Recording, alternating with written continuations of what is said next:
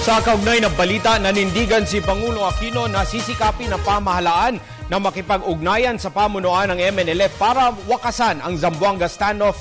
Hiniling ng Pangulo sa lahat ang pangunawa at hinahon sa harap ng pagsisikap na marisolba ang usapin sa mapayapang paraan at maiwasan pa ang pagkawala ng buhay.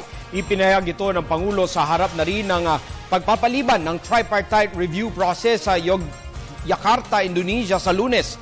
Ayon kay Presidential Advisor on the Peace Process, Teresita Deles, inabisuhan na sila ng Indonesia na pinuno ng Organization of Islamic Cooperation o OIC Peace Committee on Southern Philippines sa pagpapaliban ng pulong. Paliwanag ni Deles, ibinatay ang postponement sa kahilingan na rin ni dating MNLF Chairman Nur Miswari.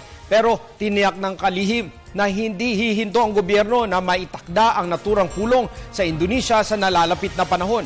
Nauna nang pinabulaanan ni Deles ang pahayag ng kampo ni Miswari na tuluyan nang nilusaw ang 1996 Peace Pact.